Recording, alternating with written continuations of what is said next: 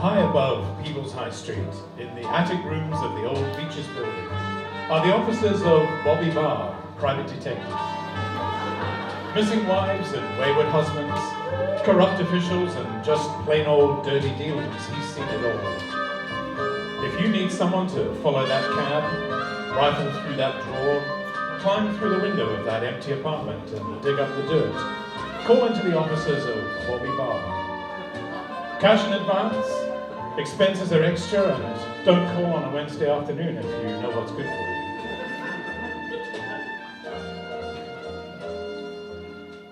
It was another Tuesday morning, and I was in my fourth coffee of the day.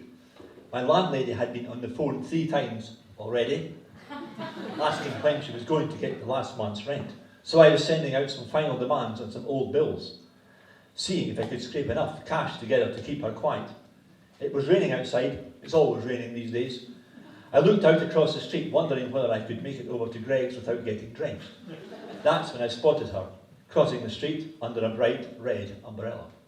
She stood out from the crowd with that elegant walk, these high heels, and a dress that looked like it had been spray painted on her body, fresh that morning.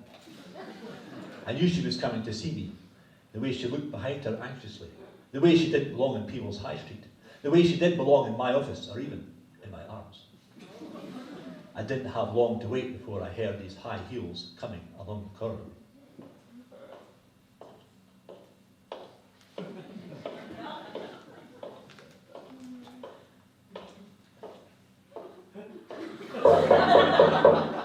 Come in, the door's open.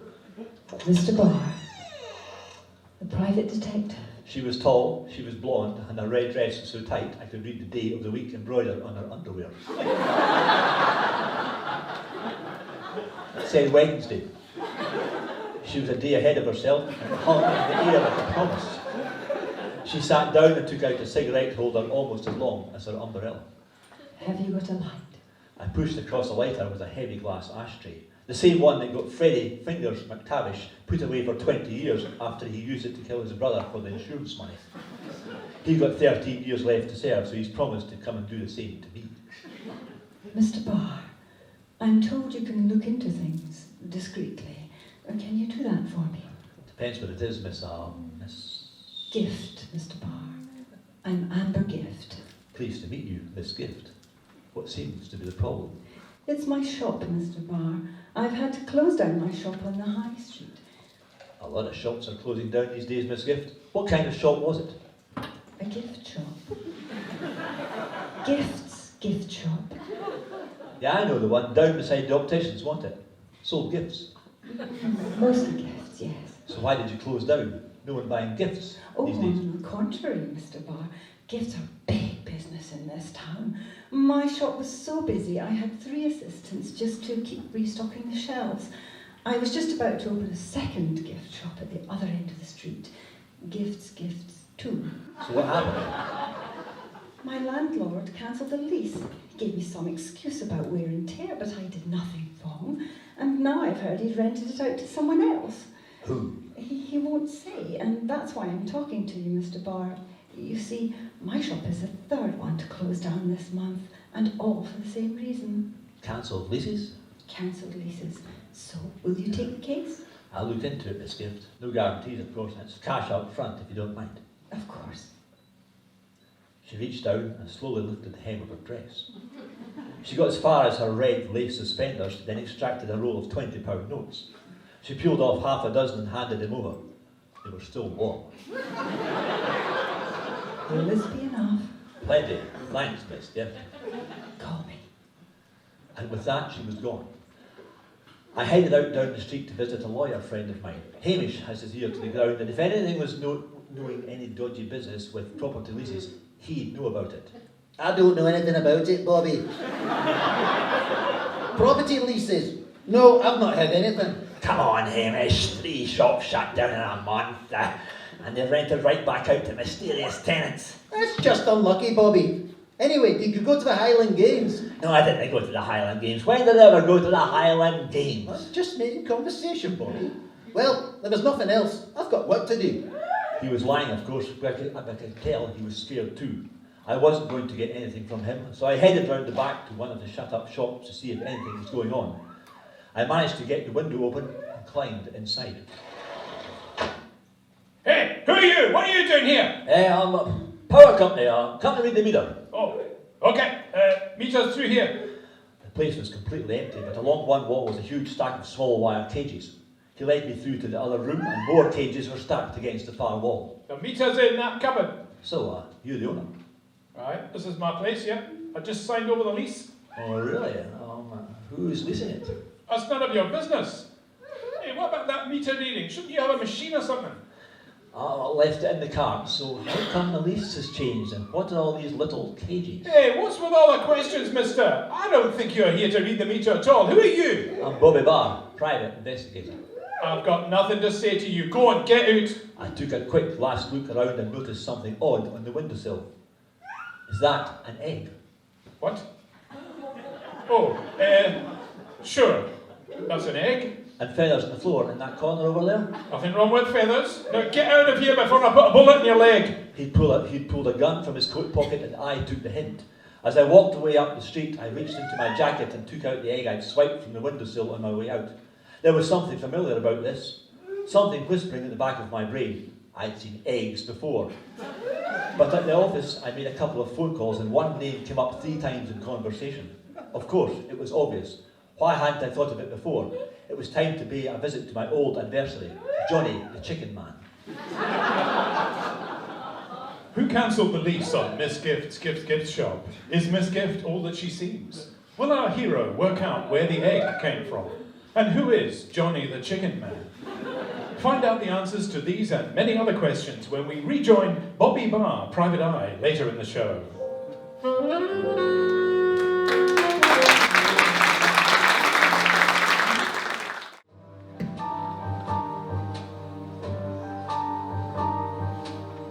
High above Peebles High Street, in the attic rooms of the old Beaches building, are the offices of Bobby Barr, Private Detective. Missing wives and wayward husbands, corrupt officials and just plain old dirty dealings, he's seen it all. If you need someone to follow that cab, rifle through that drawer, climb through the window of that empty apartment and dig up the dirt, call into the offices of Bobby Barr. Cash in advance, expenses are extra, and don't call on a Wednesday afternoon if you know what's good for you.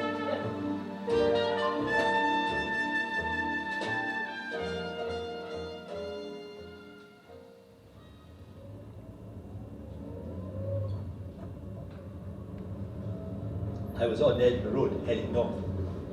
I was following the trail of a series of cancelled property leases on Peebles High Street when I had a lucky break. Whoever closed down Miss Amber's gift shop left an egg on the windowsill in the back room. A few phone calls were enough to confirm a suspicious pattern. 4 high street shops closed in as many months, and all of them leased back out to a mysterious new tenant. A hunch told me that my old enemy, Johnny the Chicken Man, had something to do with it. In half a mile, turn left. The Chicken Man's got a property empire as big as Texas, but I knew I could find him at his remote fortress up there on the Leadburn Moor. With the incriminating egg in one pocket and an automatic in the other, I was ready for anything. Turn left. I pulled up at the heavily fortified gates and pressed the intercom button.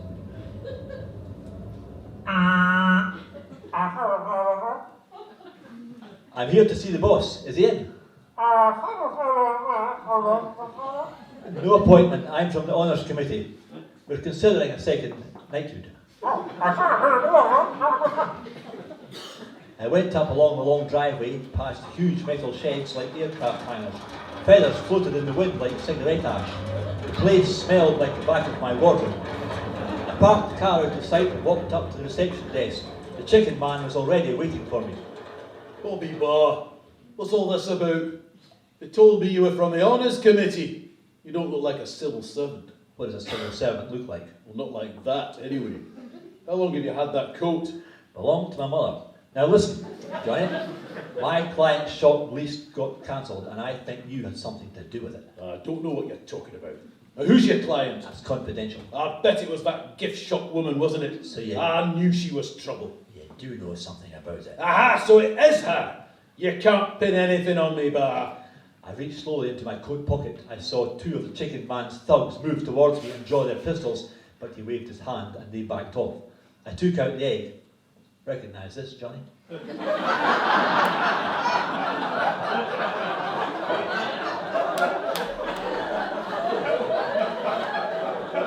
It's an egg. So what? I found it in one of these shops, along with bird cages and feathers. I know it's you. What are you up to in the People's High Street? All right, you might as well know. You're not getting out of here alive anyway. These boys will make sure you process the chicken feed before the end of the day. Chicken feed's my livelihood, Johnny, and I wouldn't be so sure about that. So go on. Why all that shop leases? What's going on? My latest planning application for a chicken shed got knocked back last month. I thought staging a Tory coup on the council would guarantee me whatever I wanted. Well, they've gone all moral on me, wanting contributions to schools and roads. So instead I'm taking over all the shops along People's High Street and turning them all into one big chicken shed. There's nothing illegal about what I'm doing, Barr. You can't stop me. And nor can that gift shop woman. You won't get away with this, Johnny. It's Sir Johnny to you, Barr. And who's going to stop me? You? I'll tell you who's going to stop you. Queen Elizabeth II. Ah, what are you talking about? I've left a sealed envelope in a safe deposit box to be sent to Her Majesty the Queen in the event of my mysterious death or disappearance. What's in it? Enough clues for her to piece together what you're up to on the High Street. I don't think your precious knighthood will last long once she finds out. Why? What does she care about People's High Street shops? Come on, John. Where do you think Her Majesty gets her best shoes from, huh? Rogerson, of course. Where do you think she gets her steak pies from? Forsyth's, of course. You may not advertise her loyal warrants, but everyone knows that the best meat and the best shoes come from the People's High Street. You're bluffing, Barr. I don't believe a word of it. Oh no? Take a look at this photograph. What? What am I looking at here? A queue of people outside a butcher's shop. So what? Look again. There, towards the back of the queue. Small woman, headscarf, elegant shoes. But it can't be. She would... But it is. Now I take a closer look. It's her. It really is her. I walked back to the car with my hand holding the gun in my pocket, but no one stopped or tried to turn me into chicken feed. In exchange for my silence, the chicken man agreed to drop his plan, hand back the leases to the shops and contribute £500,000 for schools and road improvements. Back at the office, I put in a call to Miss Gift to tell her the good news.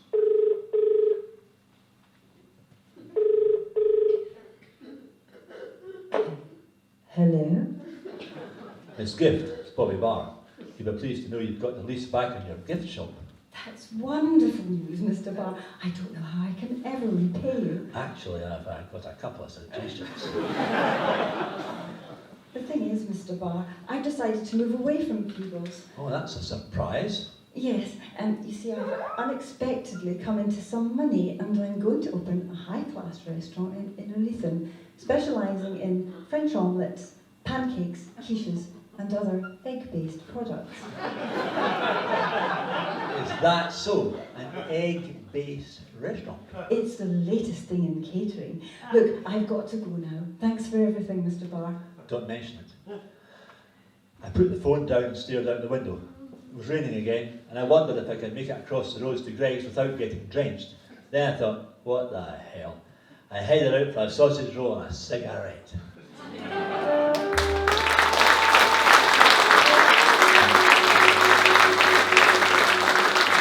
High above People's High Street, in the attic rooms of the old Beaches building, are the offices of Bobby Barr, Private Detective. If you need someone to follow that cab, rifle through that drawer, climb through the window of that empty apartment and dig up the dirt, you know who to call. Tune in again next time for another thrilling adventure with Bobby Barr, Private Detective.